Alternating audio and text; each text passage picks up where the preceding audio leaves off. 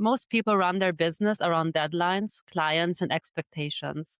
The toxic hustle culture rhetoric online tends to glorify consistent high productivity and being busy. Very few people run their businesses or at least talk about running their businesses around their own energy. And it's definitely not talked about enough that half of the population has a biological cycle that directly affects energy, focus, and stress tolerance. We have Sissi here today, founder of Emergency, a Vienna-based company focused on cycle education and menstruation in everyday life. I'm really excited to get your perspective on the idea of whether we should really be designing work around our bodies instead of forcing our bodies to adapt to work. So before we get into the discussion today, can you introduce yourself and what you do? Hi, I'm Sissi, as you already said. I started Emergency actually as a kind of support system for your period, and soon learned that we actually don't really have any education about our cycle, like what are the phases, what mean the phases for each person. The cycle is also very, very individual, and everybody experiences it differently. My favorite phase, for example, is the luteal phase, and that's the most hated phase, I think. And yes, now I have a company that focuses on education around the cycle and also brings awareness into companies. Oh, interesting. So you actually also work with Yes, companies yes. so that they educate themselves about women in the workplace or Exactly. And I try to reach not only people with menstruation, but also people that don't have a menstruation cycle, because I think it concerns everybody. Yeah, that's for sure. Then can you just, before we get started with our main discussion of today, I'm really curious on how you distribute this idea. So do you contact companies? Do companies contact you? How did this all get started? The B2B side of my business actually started from a request. I got a request last summer, the first of this kind, and I have actually not had many company projects because I only started in November to go full-time self-employed, and Wow. that's where I'm now. Yes, I have two requests pending, where I also already sent proposals and just waiting to hear back from them. And now I have kind of a focus shift on focusing on companies and really acquiring leads, mostly probably through LinkedIn, but I am currently developing a list of companies I would like to work with. And that's the point where I am right now. Okay. Um, well then that's a really interesting like business model. So you're kind of like acting as a consultant in a Kind way? of. Okay. Okay, that's a really The good. one project I have realized last fall was mainly in a pop-up style. Like we did around lunch hour, we had a pop-up in the entrance area, and I have a period pain simulator, which always is perfect for showing that it's not normal to have period pain. It's also really interesting in comparing oneself with somebody else who has period pains or experiences them, in which level you are and they are, because I always get the feedback like I have monthly period pains. Why should I try the simulator? And I always say, yes, you can compare yourself to others. You can see if your pain is less or more than others have. So yeah, that's actually my magnet, more or less. Ah, okay. So that simulator has like a range of pain, or how does it work? It's actually an electrostimulating device that has tense function. Like that function is actually used to linder period pain. Really? um, but yes, it stimulates the muscular area on the outside, so it's not quite the same, but it really simulates it. Like in the higher levels, we have levels 0 to 40, and around 20 it starts to feel like period pain because it gets more intense and it contracts the muscles a little bit more. And my personal level is at 27, and I think it's actually really low because most people, or not most people, some of the people they tried it, they said with level 40 it's starting for them. That's like their starting point with period pain. It's really quite individual, and it's very interesting to see. Is that the device that you see online where like men try it and they try Yes. like a really low setting and they're already dying? Okay. Yeah, Yes. yeah, I was like thinking the same. Like, Yeah. on TikTok, I've seen it before. Yes. There's actually, yeah, I actually have like a personal anecdote on that, Okay, good. which is like kind of problematic for me when I was younger because Mhm. it was kind of like a pick me energy. So when I was younger and like we just like started getting our periods, I remember that one of my classmates, she had very bad period pain, and she had such bad pain that she had to stay at home. Like she couldn't Mhm. come in for like days. And I was like thinking back then because I also got my period and I had zero pain. And Mhm. I was like thinking back to how she's being so dramatic, like it's not that bad. And I was like seriously judging her. I really remember that. And now, since I got older, I have really bad pain. Like sometimes I'm like in bed and I cannot move. And I always think back on that moment where I was like, yeah, judging her, like not believing that it's really that Yeah. bad or that it can be that bad because my Mm. pain was different and I couldn't imagine someone having such a bad pain. And I feel like the education around period is so low or almost non-existent because I didn't learn about the different phases that you're probably going to talk about Mm. later. I didn't learn about the different pains that you can experience, the different mood swings that you can literally fall into depression during the luteal Mm. phase. Like there is a lot of things going on that we're not, yeah, not educated about. Yeah. And I think today's topic is like, I don't know, right now I'm really passionate about it because I know someone who's very affected by that period and I think we therefore all know somebody now. now But like exactly. when we were younger, we didn't. And I think that actually brings us to the first topic that I wanted to get into, which is the Mhm. knowledge gap. So I Yes. can imagine one of the reasons that a lot of us don't adapt our schedules to our cycle or to our bodies is because there is this huge knowledge gap.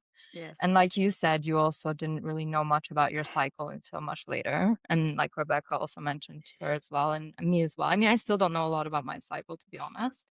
I don't know all the names of the phases. Like the luteal phase is the only one I hear about online. Yeah, it's But an It's also unhinged the face. longest. yeah, but the one thing I do have noticed about myself is that I have like 1 to 2 weeks in a month where I feel like normal. And when I say normal, I mean like I can do like when I go to the gym, I have the energy. Like I can do all the things I expect my body to be able to do. And then like in those other weeks, I don't have the strength, I don't have the energy. And then at work, it's the same thing. Like I have one to Mm. 2 weeks where I feel really productive. And then Hmm. I don't know, the rest of the time I'm like, here I'm doing my thing, but it's not like super high productivity stuff. So like, why do you think so many people still don't know much about their cycle or understand the cycle? Well, it's like you said, it's a real knowledge gap, and also I think it's like the gender health gap is involved because we just don't really um, include women in studies, also for contraceptives, for example, which are like for women, and also general medication. Women are, or menstrual people with menstruation are often excluded, specifically because of their hormones and because of the cycle being so individual that it's not really because we often talk about the 28 days, but the 28 days is no standard. Uh, we experience cycles from 21 days up to 40 days, for example. And I think until 35 days, it's still considered normal cycle. And if you have a 40-day cycle, you should start worrying about it, I would say. And also, I do not frame the phases as good or bad. I just talk about the strength shift. because I believe the luteal phase has a very important strength of focus. My focus is very high in the luteal phase, and I also try to do my strategic and structural work in my luteal phase. And yes, the follicular phase, it's the first half of the cycle, has very high energy, and it's also probably the point where you can reach your personal best in the gym or at sports generally, or have high output. But I believe work is not only output, but also the input work. That's so interesting. I love what you said about doing strategic work in the luteal phase. I understand like the focus thing that does make sense because you're kind of on like a higher alert than you usually would be Yes. because you're like suffering. So you're like, I don't know, everything is just kind of like heightened in that phase. So it makes sense to me that you would do something like that. And also you can do that from bed. Like you don't have to get Right. out of bed for that. Yes, right. So that's really interesting. I never thought about like allocating certain types of tasks to different Yeah, it's phases. actually so dumb I because know, it seems so obvious now. yeah, yeah, because I remember sometimes I write you and I feel like that's like it's like clockwork where I say like I'm experiencing brain fog. It's like every month I'm experiencing brain fog and I'm like just sitting there like trying to work, but I'm not actually getting work done. Mhm. Mm. And we're gonna get about that later too. But I feel like sometimes pretty dumb about it to not just like see, okay, let's just call it a day. Today is just not the day where I get like brain work done, and I just have to wait a few days. But I think that it's like not really possible in today's structure and society. I mean, there are deadlines to meet, so I can't just be like, "Hey, client, I don't know, I'm experiencing brain fog. I'm in this phase right now, so I don't know. Yeah. I will hand. I don't know. I'll do the handoff later." So it's a bit of a difficult balance to meet, or like, Yeah. yeah, kind of like. So when you do the work that you do, is it to educate companies on like the cycle and about the productivity, or how can we imagine that?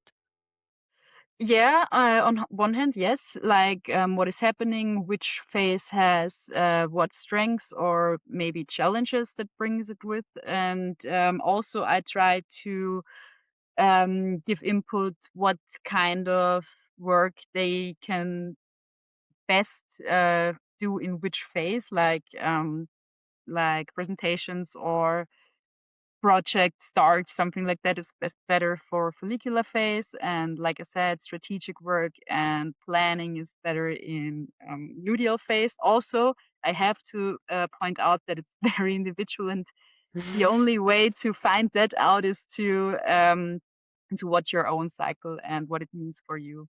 So I can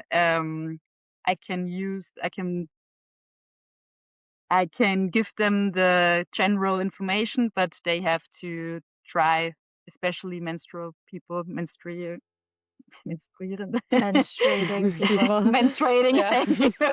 Yeah. Menstruating people have to decide for themselves what it means for them.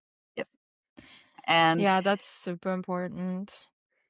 Do you like and introduce some tools for that, like tracking your cycle and like having some kind of journaling, or how do you, yeah, how do you educate people on that and what they could like implement into their work life? so I just started with the B2B side of my business. I have a blog where I have, I think, one article up till now, and I'm working on a second one.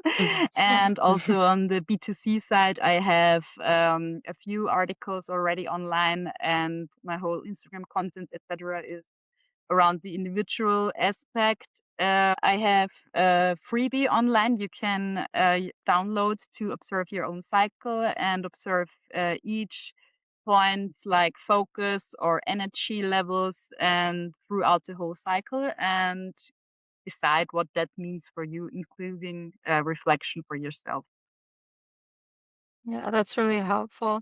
When you were like discovering your cycle and doing maybe some of these things yourself, was there a point where you felt like angry that it took so long and that nobody taught you that? Yes. I think I think that's the main emotion I felt, and I'm still feeling. I'm trying to not let it influence my business because I'm a very tolerant business and I run a business where I think everybody should feel welcome. That's also the reason why I don't use.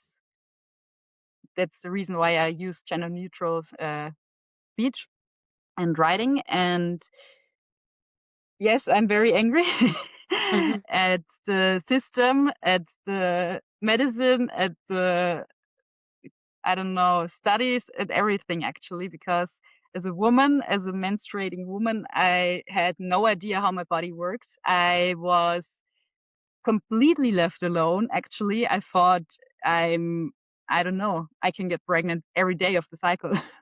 But then I Yeah. learned I'm only like, my ovulation lasts 24 hours and after that it's done. And and the window where I can get pregnant is actually just in combination with sperm because I myself am just like, it's these 24 hours and nothing else. Yes. Yes, I was very, very angry. Yeah, I think that's I think that and the other thing that I think the other thing that makes me angry personally is that suffering is so normalized that Yes. we just and I think that that's part of the reason why we don't educate ourselves because it's just like it's just something everyone goes through and it's like just accept it. Like, okay, this is your Yeah. period, you have it. Like that's what was told I was told as a kid, like this is gonna Yes. happen. This is how you deal with it. And that's all that was really said to me about it. And then it's like you kind of just accept it as reality and you Yeah. never think to question it. You never think to really educate yourself more on that. And I think that's the thing that made me the most angry about like learning more later in life about like all of these things. I mean, Mhm, mhm. yes, me too. So I'm going to piggyback on that. Yeah. That and also that we are forced into the same, like, I think that, okay, I'm just going to go like a little bit back into history. I think that um, the fight for equality and for equal work rights kind of made us adapt to, of course, the system that's in place. And the Yeah. system that is in place was, of course, made for men because they Yeah. were the main workforce back in the days. And now that we have reached a point of, I'm not saying we reached a point of equality, but we have reached a point where we can go beyond and like question, is the system for us? Who does the system benefit and who is suffering within the system? And is it really equal? Because, like, is it Exactly. equal if I'm not able to function at the same level as my non-menstruating counterpart? Like, it's not really equal.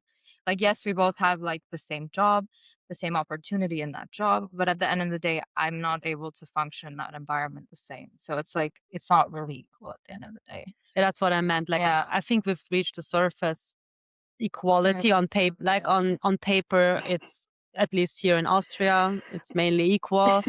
But yeah, there's like nuance to it, and I think now we can also start like questioning those nuances and why do we have to adapt to a system that wasn't made for us? Yeah. I'm And so happy that's that you kind. Yeah, I'm so happy that she brought up the history part because that's also the way I think because women had to fight to work. And as soon as it came to anything not men related, like menstruation, it was like not talked about. And we're still at this point that we don't talk about it. And also the pain point, the point about the pain you mentioned earlier, the other Rebecca. and and that's also something I can really relate to because I was told my whole life that you have to just endure the pain. It's like, yeah, you have your period, you have pain, get on with it, actually. And Yeah. it makes me angry and also so sad because I have reached a point where I have no problems at all. I don't have PMS. I don't have pains, anything, because I live with my cycle, and I believe it's actually everybody can reach it, but we have to educate ourselves, and I'm angry about the part that we have to do it ourselves, and that's why I try to change the structure and the system instead of go to individuals. Yes, also individuals, but I try to go through the structure. Yeah, one thing that I will lead us into kind of the next topic I want to talk about, which is like the workplace and the structure, is something that you do or you want to do with these companies is to change that structure, like change the idea of having to work 9 to 5, change the idea of having the 40-hour work week and like having to be present and not be able to do home office. Are those the types of things that you also talk to them about? Well, yes and no. So I think it depends on the company and the work they're doing, of course. But I personally believe that 9 to 5 is old school and 5 day weeks are also a thing of the past, and we need to adapt to the present. I think not only for menstruating people, but for everybody. We're always talking about the 4 day work week, but we haven't implemented it yet. So that's something I believe in, and we should do it. But also, like, it depends on the work, like I said, because if you have a lot of deadlines or it doesn't like there's a fast-paced environment, etc., you kind of have to see which parts you can implement. Often it's enough if you can openly talk about it. If you can say, I'm at the end of my luteal phase. I have high brain fog. Maybe just could you do this one task and next week I can take one of yours, something like that. Just an open environment where you can talk about it. Often that thing helps a lot. This simple change, and also don't um, also not the degradation of menstrual cycles, like it's a women's thing, and yeah, are you hormonal again? Something like that. Do you have your days?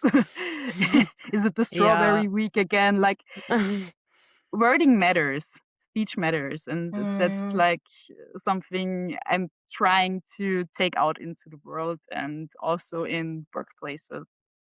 Yeah, I think that, I mean, coming back to the story that I told in the beginning, I think that there's like still a stigma around it, of course. And therefore, I think the ridiculization of it and the, how do you say, like when you try to make something seem harmless? yeah, they're like downplaying it. Exactly, like the Hmm. downplaying of it all. It has such a strong, I don't even know how to say. Impact on Yeah, thank you. everyone. Yeah. Yeah, it impacts also how women treat other women. Yeah. Exactly. Like that's also In why your in case, for my example, case, yeah. I like, yeah, I made fun of her, like, because Mm. I didn't know better. Now I Yeah. know better, by the way. But no, but like those things, I think it's just not taken seriously enough today. Like even if you talk to people that have maybe a bit less awareness and Mm. find it a bit ridiculous, they will probably say like, "Oh, come on, like it's not that Mm. bad. Like I can do it." Like kind of like what I had back in the days where I didn't feel those things, and I thought, okay, this anecdotal evidence is enough to say that no one feels those things, and Yeah. everyone who does is just like exaggerating their Yeah. experience. Um, yeah. I actually have a question related to that that that I really wanted to ask, because it's kind of like a juicy question. Um, what would you say to someone who thinks that like we or whoever, anyone who's menstruating is using their cycle as an excuse to like not do things or not be productive or just an excuse in general for whatever? Ooh, it's a hard question. Yeah. I always try to. My approach is always like an open conversation.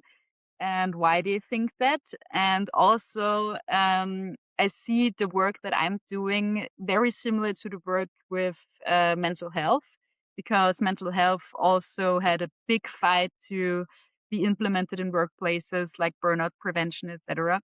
And that is actually quite close to the work I'm doing.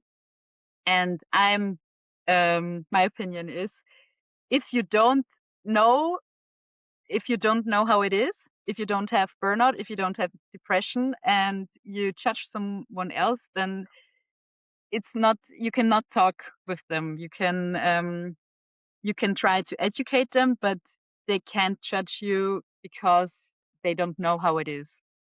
That's Yeah, my opinion.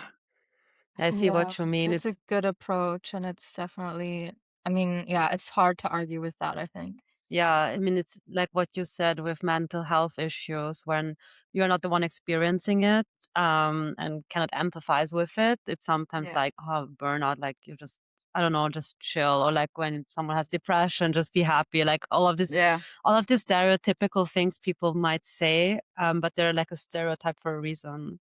And it's Yeah. like kind of sad that there is still such a gap between mental health and understanding. And if we could just like understand each other and empathize with each other, I think, and help each other, we would be in such a better place. Also in the work, like I feel like it would impact the output. Like if you can just like all look out for each other. Mhm. Yeah, and I'm like you said, it does influence the output as well because you then are working with your body instead of against your body, which obviously can only be positive. So obviously, like we're still in this standard 9 to 5, 5 day work week. And Yeah. I think being self-employed, we have more freedom. Like you have your freedom, we have all of our freedom. Like for example, we from the beginning were like 4 day work week. We're not doing 9 to 5. Like we already kind of at the beginning were working with our energy. But I think that even people who are self-employed tend to stick to schedules because that's just what they know. It's habit. It's also sometimes dependent on client expectations, deadlines. Like you don't always Mm. have full control over things, even if you are self-employed. Um, but the thing is that like a consistent schedule, doing 9 to 5 or doing whatever, working every day, it still assumes um, that you have consistent productivity, which you don't have when you have a Mm. cycle. And it's not sustainable for a huge chunk of the population. So you mentioned building your business and your day to day around your cycle. Yes. So what does that mean and how does that look like?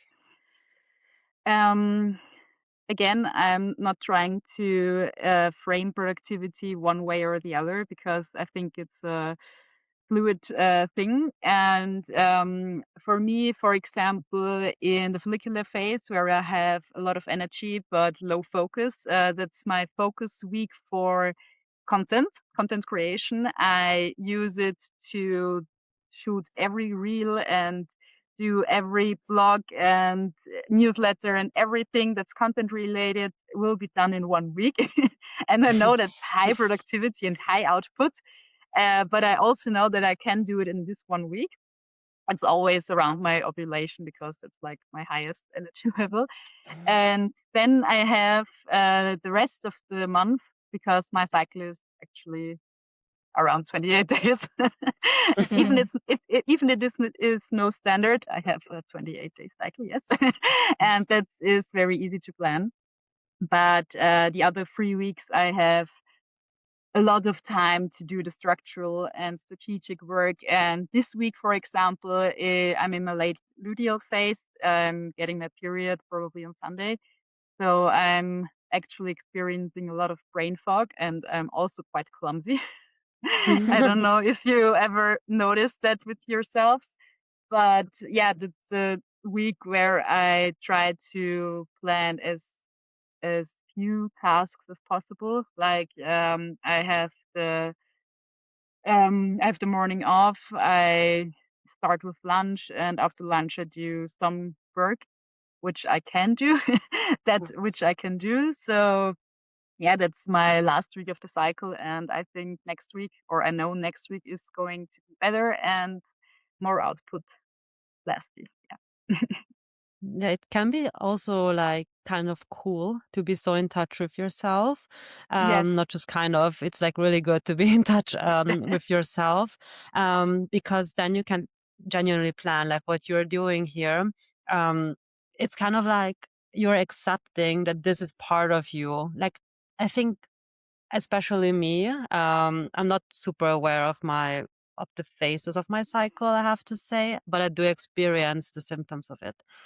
But I've never really thought of, okay, maybe like distributing work into into the different phases.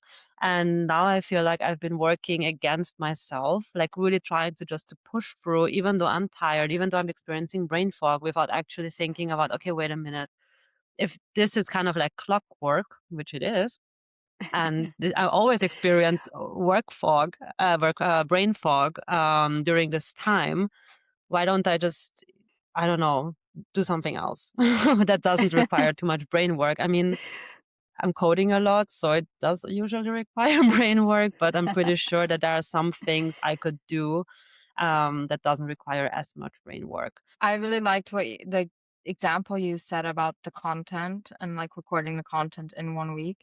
I think that's something that's really doable. Like especially if you're self-employed, like most people are creating content these days. And whether it's reels or it's just Mhm. like, being active on LinkedIn or whatever. Mm. And using that phase where you're like feeling really good and like confident for things like that makes so much sense. And then I was thinking about our podcast. And do you know how many episodes, for some reason, like we had so many episodes fall on days where like either you were on your period or I was on my True. period. That's And it all was right. always like, oh my God, like now we have to record this podcast, be like Yeah. really friendly and talk to like a stranger. And once we were in it, it always like worked out. It was always fine. Yeah. But it was always like just this feeling of dread Mm. because we just weren't in that place where we felt really good about doing it. Yeah, the headspace Yes. was off. Yeah. The headspace wasn't there to record like an interview, because an interview is so active, because when we just like Yeah. have an episode with each other, Yeah, it's it's less effort. it's less effort. But Yeah. of course, if we have, for example, you sitting there, of course we have to like put in like more energy for this episode also to be like better, not just like, I don't know, just like really just a Q&A. Yeah. So yeah, that's actually maybe something we should take a look at. That's something I've like saved a note of in my head Yeah. now to look at the types of tasks that I do and think about which ones do I feel like are doable in the phases where I'm not Mhm. so like feeling confident and like active and focused. Hmm. And then which ones am I also able to schedule for that time? Because like sometimes you're just so dependent on other people a lot of the Yeah. time. So it's not always possible. But I think like everything that is possible, we should be doing that. So And really everything good you can advice. actually helps. Like everything you can change, I would change because it helps. And if you power through, you just working against your own body and you're making your own symptoms worse, like PMS symptoms or period pain, for example, because you are automatically raising cortisol in your body, and that uh, influences your hormones for the menstrual cycle, etc. It's like a whole red tail after that. What are the consequences of ignoring your cycle, or like the phases Well, of your cycle? yeah, well, it's very individual, like the cycle itself. It depends on how long your cycle is. Maybe it is longer, maybe it is shorter, because a very short cycle is also a symptom of a bad body cycle balance. And Mm. most common, I think, is PMS symptoms. Like, I think if you power through in your late luteal phase, you're automatically just getting more aggressive. If I Okay. had done anything to just increase output this week, I know I would have been very grumpy. And that's why I just try to reduce my tasks in this 1 week to respect my body. And also, period pains can just occur more if you are working against your body. Maybe the cycle gets longer. It's very individual, and there are a couple of symptoms that can occur. Hmm.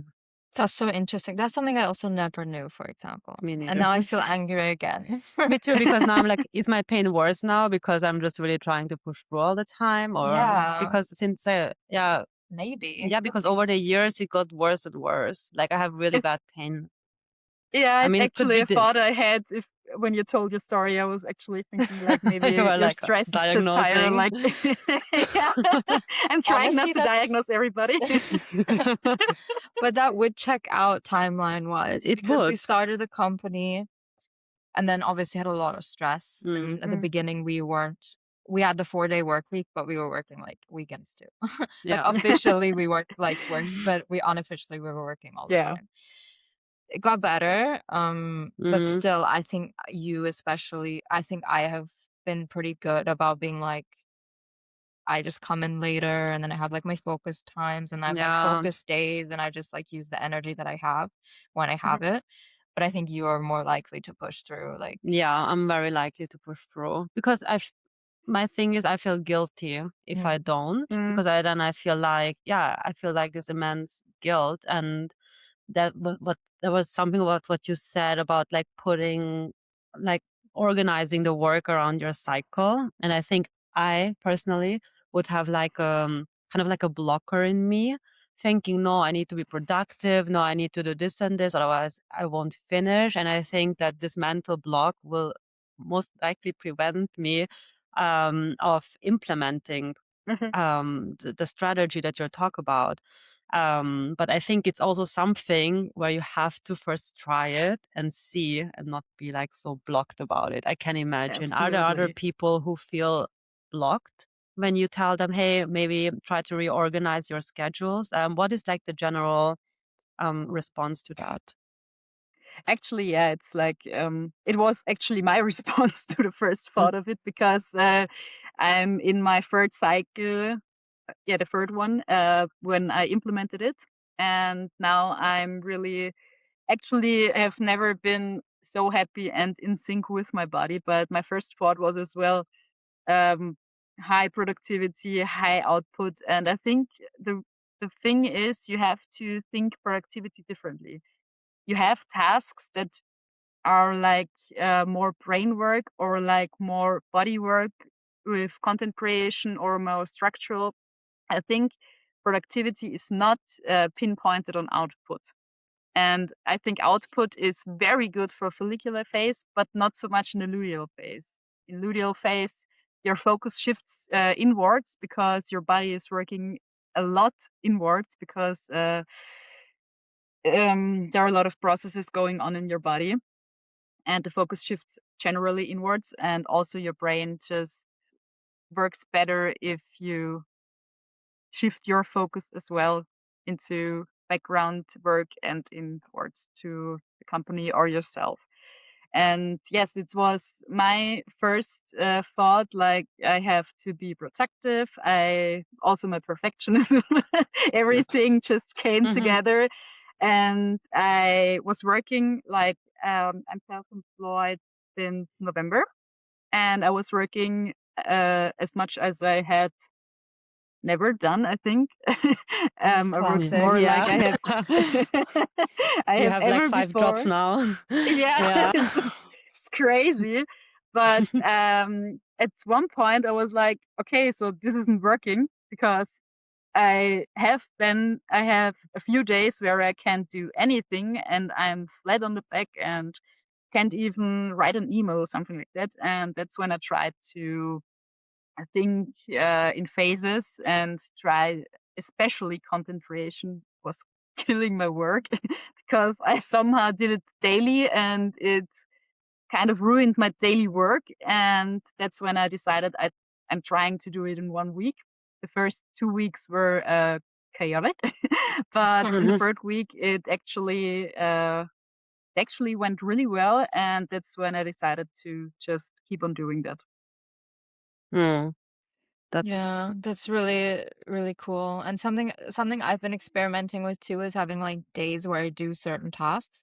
But now that I'm aware of like phases, I think the next thing I would try is like moving the content creation to that week. I think that's so smart. Like yeah. so obvious now, but I never would have thought of it. Yeah, that's like it's also something to take a look at, like all the phases and when you have the brain power, when you have like the physical power and things like that. I will look into it and You definitely need to start doing I really need to start doing this. I was like thinking the same. Um, well, our industry, like the creative industry, I feel like is a very, at least outwards facing, a very inclusive industry. And still, I feel like it's an industry where this topic is definitely not talked about. And I feel like it's also an industry where you see so much of this productivity obsession, Mhm. all these tools that we're supposed to use to boost our productivity. Like this is Mm, always kind of the stuff you see online. Yeah, and the exactly. hustle But it's all culture. like the hustle Yeah, culture, it's a exactly. huge, I feel like, in the creative industry. That's for sure. But it's of course all the systems are not considering everything we just talked about. Yeah. Mm, And of course, it's sadly kind of a new topic, even though it's a topic as old as time, as long as I don't know, Humans as existed. exactly, which is like which makes all of it even worse. Do you think that workplaces talk about being inclusive but actually ignore biological realities? yes. Yes. Yes, I think, Period. yes.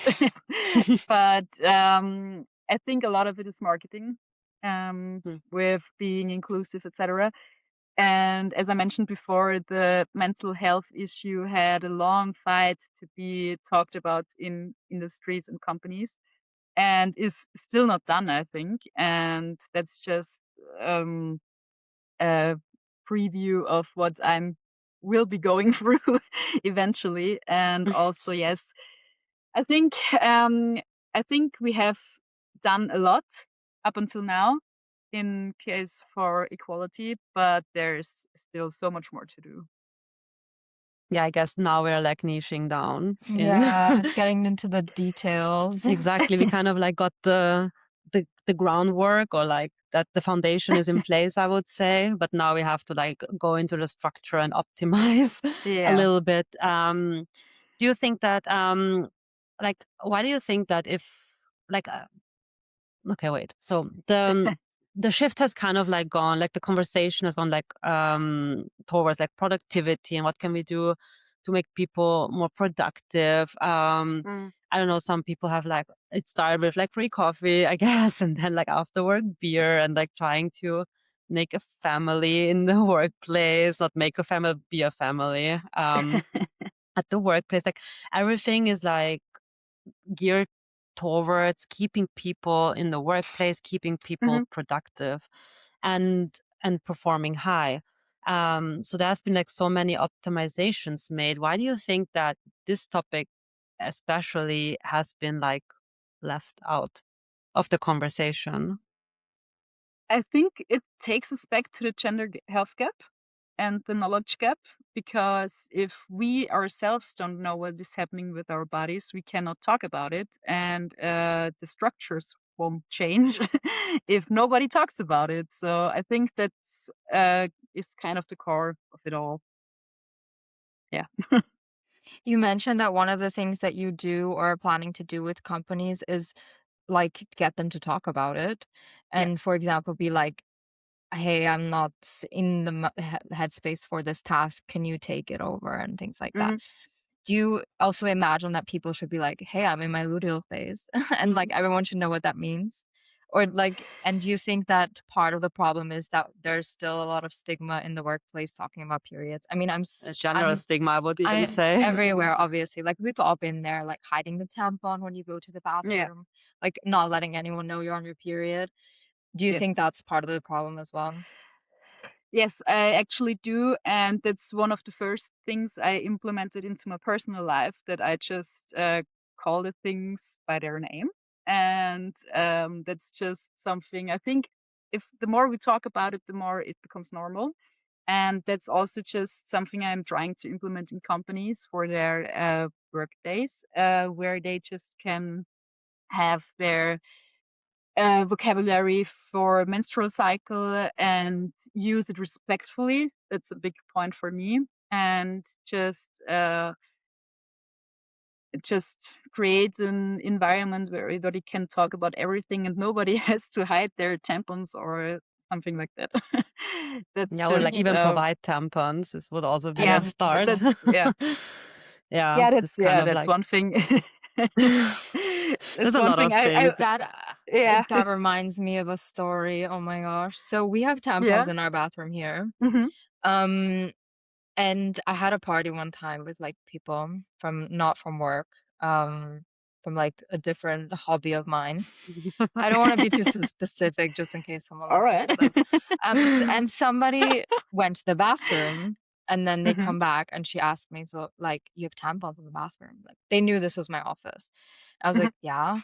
And she was like, "Isn't that weird?" Like, and she's like, Do men not work here?" And I was like, "Well, first of all, men don't work here, but even if they did, They used to work here. we did have a guy work here before, and we still had tampons in the bathroom." Like, I was so confused by that question, but I just then noticed, like, she obviously still has a lot of stigma around that, and, like, for her, Mm, it was such a shock to see mm. tampons in the bathroom of a workplace. I just thought that was crazy. Like, for me, I was shocked. Yeah, I think that maybe some things we say now are shocking to you in the sense of because you are like even since you're way more versed in it and way more in this, I don't know what, like in this topic, way more into this Mm. topic, where like things we are saying now are like, yeah, duh. But and we were like the same with the tampons. We're like, yeah, duh, of course we have tampons here. Mm. Like, why not? It's just like it's a natural Yeah. thing and people need tampons. Yeah. And but I think that with like little steps, like maybe her Yeah, after going maybe home, she was like, afterwards "Oh she's thinking yeah, about it, yeah, I'm thinking about it." Like it's like maybe like the little steps that you can do to educate and to normalize. I guess. I yeah. guess it's more like normalizing because Yeah.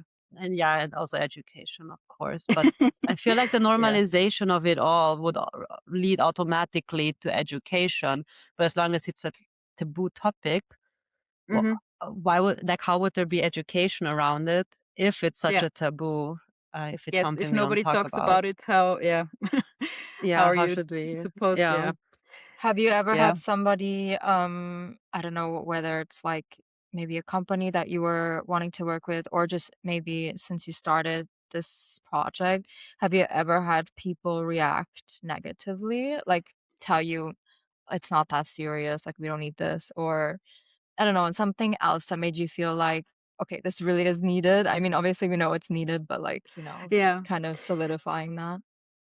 Well, the first company I worked with was actually a matter of my form of speech because I'm gender inclusive, and there was an issue why I can't just say women and men, and I w- I state gender inclusive because it's just a value of my company, and I want to feel everybody. I want everybody to feel welcome. That was some issue, and another issue actually was I had a request from a German company, and it sounded very promising, and I already was like in my mind planning on going to Germany and how I will realize the project when I received an email where they said that the man had voted against this topic and it will not Just a man just the man. voted. Oh Yeah, Whoa. no. that was what they That wrote in makes the it email. worse. Yeah, I think there's a lot of frustration there because to write something like that in an email to somebody you don't really know, it was like I think this person is really frustrated with it. But that just showed me how much more my work is needed actually, because if such things still happen, if people who don't know what it means to have a cycle, well, vote against such topics, then yeah, my work is very much needed and will be needed a lot of times Yeah, for a long time too, for a long probably, time. And Yes. because I mean, isn't that insane to have that happen? Like I'm like really Yeah. thinking of the unhingedness of it all. Yeah. Like it's such a natural topic and it's a Mhm. topic everyone could like just benefit from, like even like of course people who don't menstruate, like knowing these things could be helpful for their partners if they're dating someone who actually has a cycle, like knowing all of this you can also kind of like plan around it and have probably like like more harmony as well, like also in the workplace I feel like it's the same. Absolutely. Absolutely. It just taught me to try to frame my formats more like what really benefits the teams and not only menstruating people, but really the teams menstruation or not. And that's just something I'm currently working on because I want to reach these people. Sadly, I didn't get a response after asking what their arguments were because I was really curious. Yes, as a private person, I was also angry, but as a business owner, I was just curious what their arguments were so that I can frame my proposals differently. Mm. Yeah, that's a shame. It would have been interesting to hear what they say. Yeah. Going back to the gender neutral language, another thing that I learned quite recently, because I also always just say women just because I'm not like I know it I shouldn't, but it's just like such a habit. Mm, But I watched a TikTok from a doctor, and it was actually about saying pregnant people instead of pregnant women. A lot of mm, people get triggered by that too. But the reasoning, and it also is actually relevant to menstruation too, because when you say women in the English language, it means an adult. But not only adults are getting pregnant, and not only adults have a cycle. So yes. when you say women, you're actually excluding minors, so anyone under 18. So it's not only like including everyone in terms of gender, but it's also including everyone in terms of age. Mm, And after watching that, I realized I we really should be saying pregnant people because otherwise you're excluding under 18s, and it's the same thing with menstruation too. So it's something I need to like work on so I don't just default to women. But I think it's also important because I think people are more open. There's a lot of like negativity around gender neutral language. mm, They are more open when you tell them things like it's not just excluding like people who are non-binary, it's also mm, excluding people under 18. And then I've tried to use that argument and people are then more open to it. They're like, mhm. "Okay, yeah, true. Yeah, you're right." Yeah, because there's this big stigma around Yeah, trans yeah. people Yeah. and gender neutral. No, Yeah, gender yeah, neutral, non-binary, anything non-binary. Thank you. I was anything missing that that word. anything that doesn't fit into like the classic man Yeah. woman, like Yeah, people feel attacked or triggered by it. And it's sad, but like that is one way that you can kind of get people on board with that kind of language is making them realize who it's excluding and it's not just the people they think of first. yeah. I mean, we have That's like so this big interesting. I love issue. it. Yeah, I Yeah. haven't heard that either. And also, that's No. like in Germany, since we have in Austria, in the German-speaking area. Here we go. We have a very gendered language, and Mm, they have like everyone who lives here knows that there's like this big discussion still about the gender. How do you say this in English? A gendering of words, Yeah. like mm, where you like try to make the language gender inclusive. And I think there was even in a state here there was like a pushback on like trying to reword it. Like it's still such a big topic. So I feel mm, like menstruation is a big topic. Gender neutral language is a big topic. So yeah. you're in a very controversial area, like field, even though it shouldn't be Yeah. Obviously, controversial. yeah. Like I think that just that example showed that people get so triggered by gender neutral speech, they get Yeah. triggered by menstruation, and Mm, it's crazy that it's still so triggering to many, yeah, to many yeah. people. Yeah. I just hope that the generations that are coming aren't like as easily triggered like by something so binary. But yeah, it's just a really political issue in the end because Yeah. I think menstruation in general, gendering, everything is very political, and I know it, and that's why I try to welcome everybody into my space and my conversations. Yeah, it's a really good positioning. Yeah. I think that all of like this whole episode and like everything we talked about is going to be really relatable to anyone with a menstrual cycle, but even people without, like even people with chronic illness or people who just like don't have a consistent energy level or Mm, consistent productivity. Um, speaking specifically about the cycle, if you could go back in time and like talk to your younger self, like before you figured everything out, like what's something that you would have like tell them like to change, to tell yourself to change to make it or productivity better or your life better, more sustainable, like feel better at work or at school or wherever? Yeah, well, I think it depends on how young we're talking about. But when I think about school, for example, I would say just try to observe your cycle, like what changes you feel, and also don't expect the same from yourself every day because you're not the same every day.